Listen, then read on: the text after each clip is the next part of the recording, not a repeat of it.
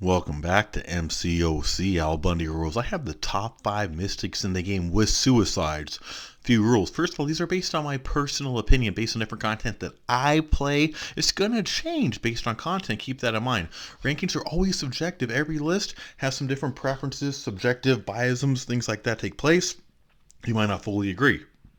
Sustainability is a major factor for me on suicides. Between amounts on the debuffs, bleed and poison, and recoil, makes a big difference. So sustainability, non-reliance on S1 and S2 is the big part based on the recoil, or if they are used S1 and S2, a way to recover the health from it, and damage and utility are also going to be factored in on this as well. So those are the main key things I want to make sure we are aware of.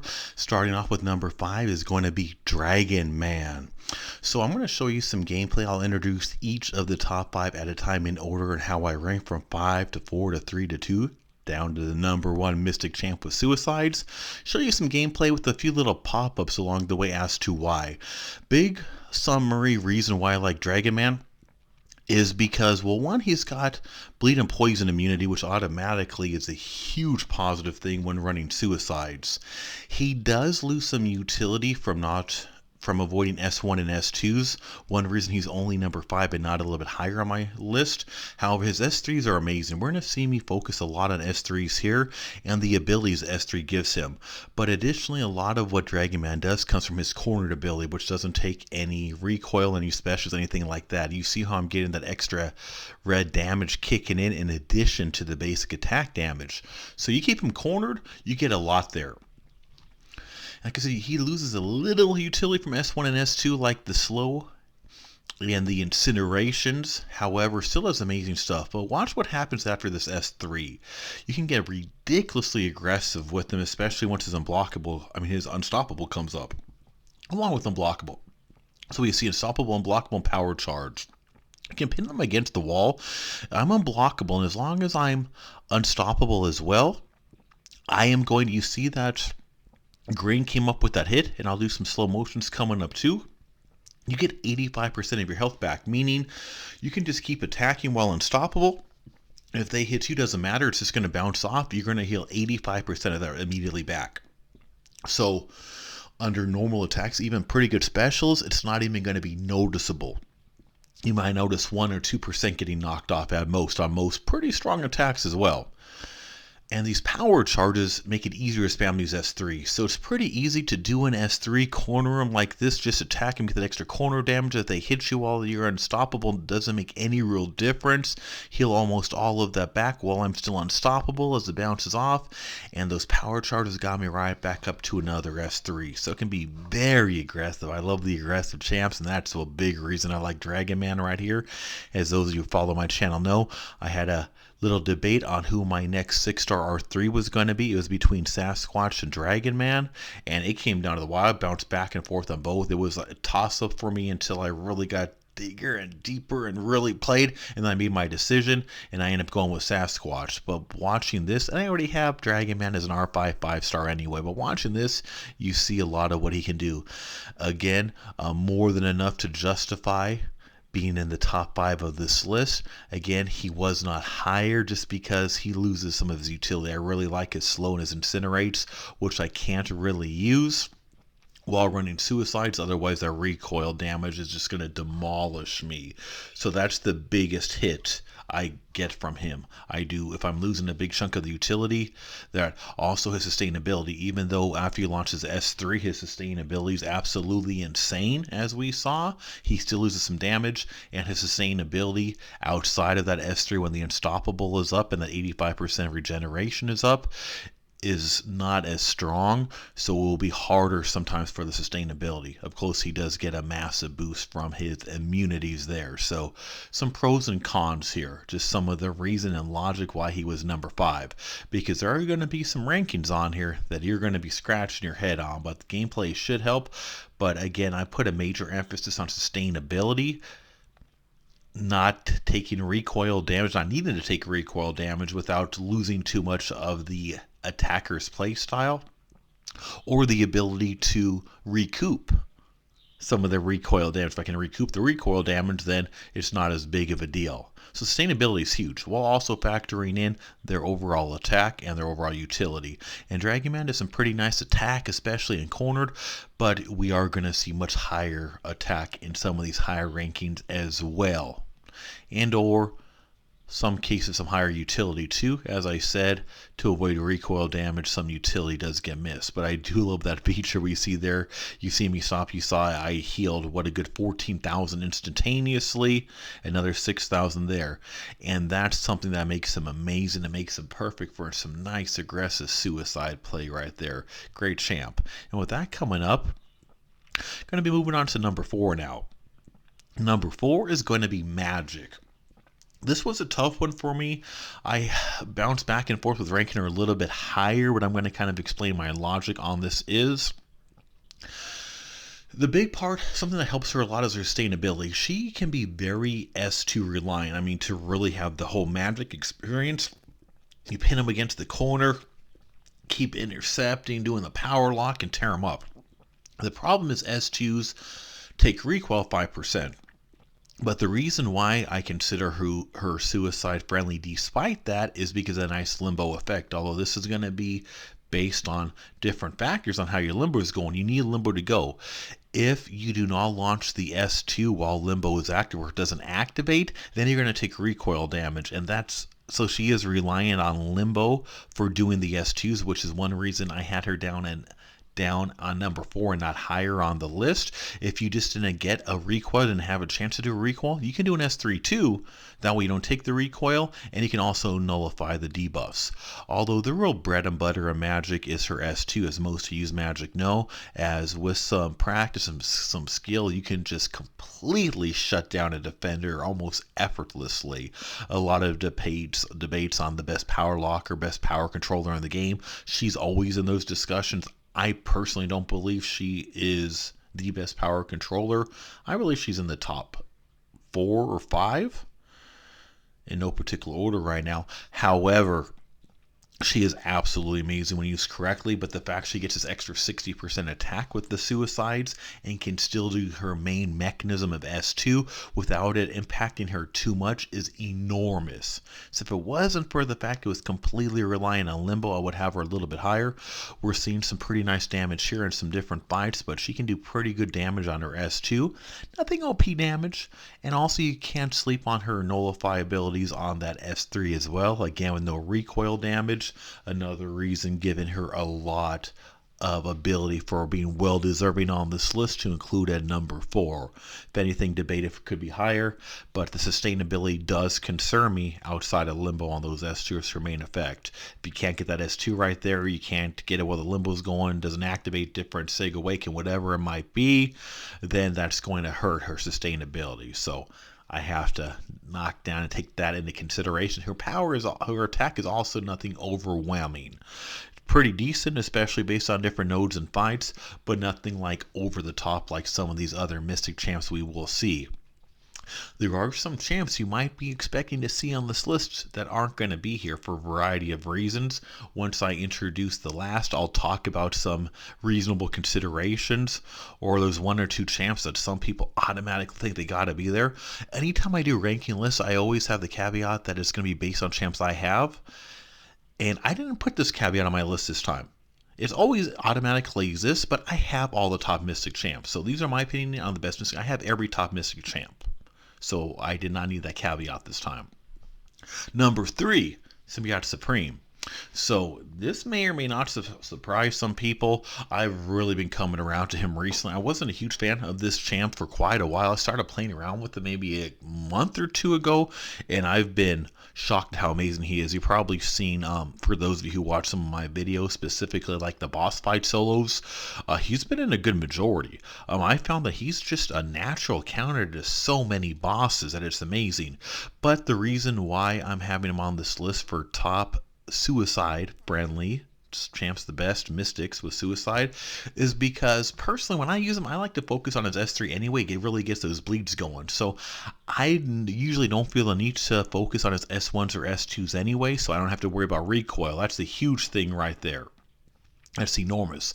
His staggers are absolutely insane and effortlessly. I love stagger. That's one of my favorite debuffs. It makes things a lot easier, but it's a lot better when the stagger comes with easy to apply, and how I can stack several. We'll see me stack 3 or 4 staggers at a time, and that makes it awesome for a lot of these fights. I can get around those unstoppables based on the node regeneration we're going to see on these fights. A lot of these buffs, either by the champion or the node, that can make fights really hard or more complicated sometimes, stagger gets around that. So, and you see a lot of buffs, especially in end-game content. There's all kinds of crazy buffs. So champs like this, I really, really like because they make it a lot easier. The fact I can just kind of keep cycling through S3s if needed to get the higher damage. And we will see the bleed just tick off. You see all that bleed just melting him away right there. So it does some good damage. And based on how I'm considering his sustainability for no need to really use S1s and S2s, his stagger, and the fact he's an amazing overlook counter to a lot of fights. So here, this is the ROL Wolverine. One of the, really the only fight in ROL that requires any thought to it, because Wolverine has insane regeneration. He'll heal 300,000 health in 10 seconds sometimes. So not a lot of champs can counter, and even though Symbiote Supreme doesn't technically have a heal block, you can get all these staggers going in the bleed. So we're going to see myself in this video in about a 55 second clip, but you're going to see me melt off about 90% of his health, which is about 350,000 health in under a minute without even heal block, just by doing the attack, stacking those bleeds, and by doing stagger and doing these S3s. Stuff like this alone shows what he can do and how he is kind of overlooked for a lot of fights. He's amazing for. A lot of people call him niche. I honestly don't. I consider him to have a specialty on champs with buffs, but to be far good in a lot of different things. And buffs are a common thing in the game. So if that's where they shine, that's a good thing to shine at, especially in in-game content. We'll see a little more fight on here, seeing a little bit more of what he can do. Saw some pretty good damage there. Some current month's event quest for this month of February 2021, Cavalier mode.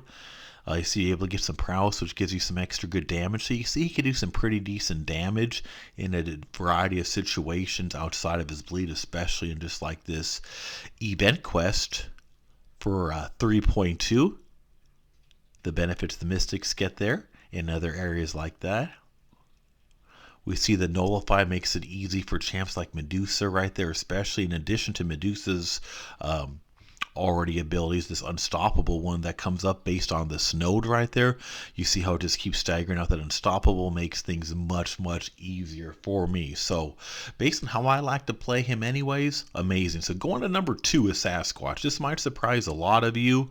For those of you who have seen my Sasquatch videos, you might not be as surprised, but this dude is so underrated. It is just, it's criminal almost how underrated he is. So let me explain why he's number 2. He's a little higher than some of you might expect, and it's honestly higher than I initially thought. I knew he'd be my top 5, but when I started really calculating everything, you know what? I had to start arguing about if he was going to be number 1 or number 2 on my list, actually. The damage out of everybody on my list, by far and away, he outdoes them all effortlessly. He's by far, when used correctly, my top damage dealer. You can get those S3s going, you get those ruptures going, you can get a lot of damage. And you see I got the ruptures there. However, the big thing there to really get these ruptures up, it helps to use some nice damage there. It helps to use S1s, although you don't need to. I can easily, when you do back-to-back or back-to-back S3s, you see how he was stun immune there. I can easily get up to 15 to 20 ruptures without using a single S1.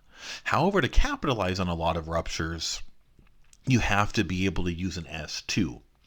So that a lot of times will be a deal breaker for me in a lot of champs if to do the major damage in S2. But there's 2 big things on the S2. First of all, for normal fights, including an endgame contact, Act 6, Act 7, one properly done is 238,000. Just no just regular there. And that's just the first hit.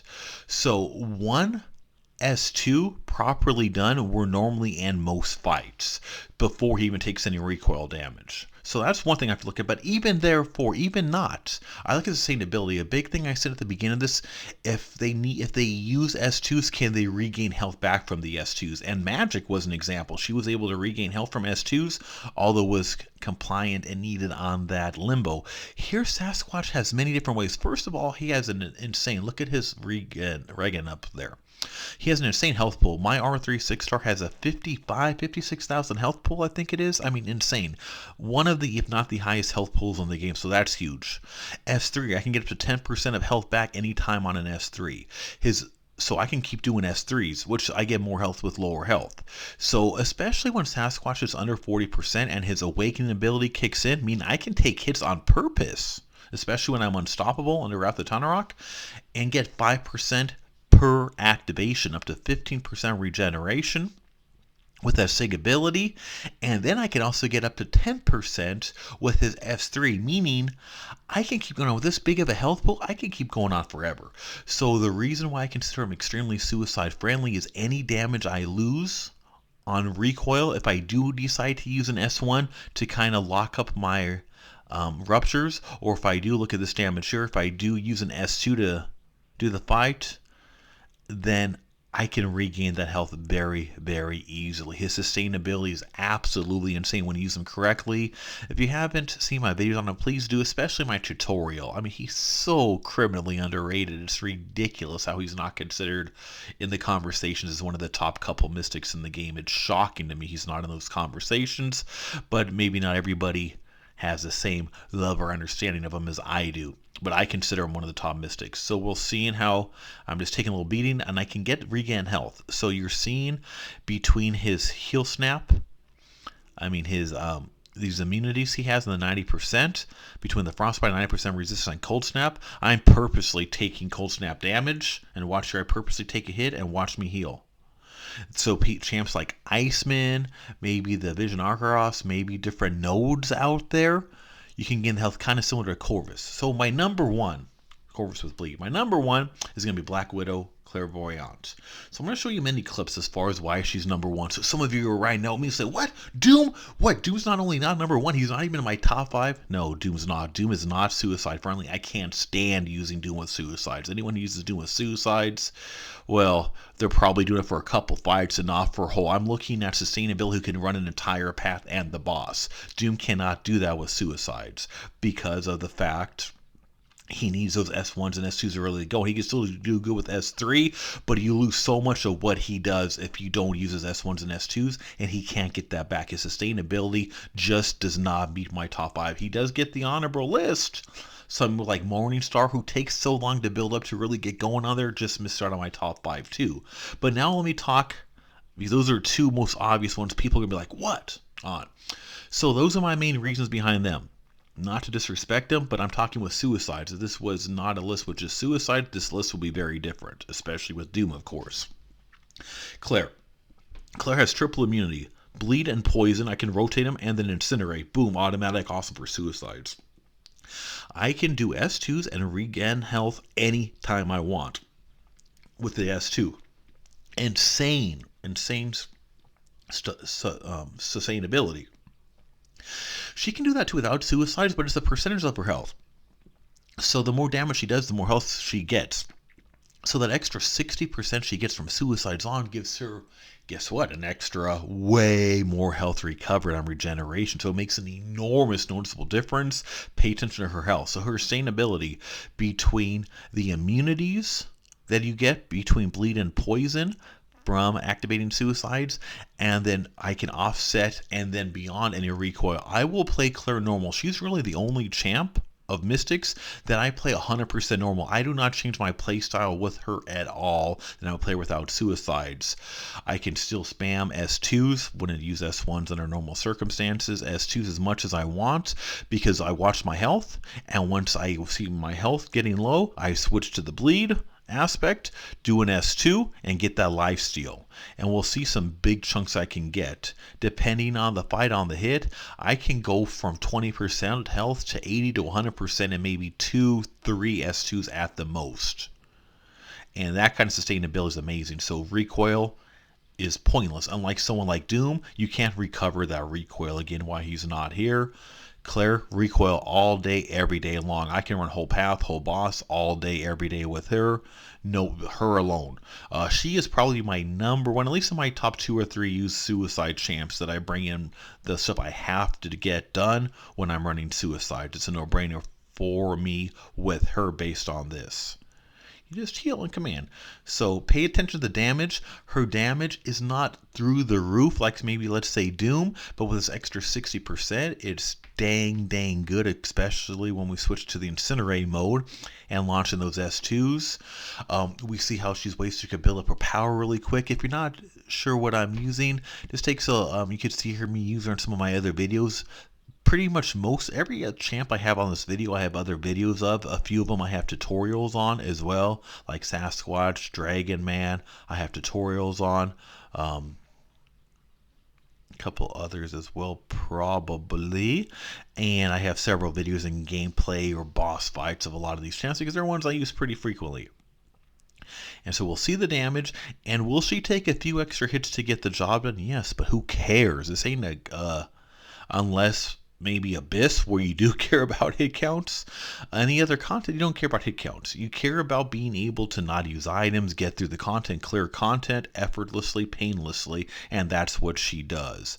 I would much rather take an extra 10-20 hits on a fight and have her last for every single fight than have her get down the fight quicker and be completely tapped out within 2 fights when I'm trying to clear a path, when I'm trying to quest, when I'm trying to do exploration. Her debuffs, and we see how she can deal with these debuffs as well, to include here on Medusa, to include on some of these fights. So between her nullifies, between her immunities, her regeneration, the power control we've seen, can switch to power control when desired in order to lower their power. There's so much she can do to where she's an amazing champ outside of suicides, but she's so much better. There's certain champs that just are so much better with suicides on. People talk about the Omegas, the Corvuses, so much better.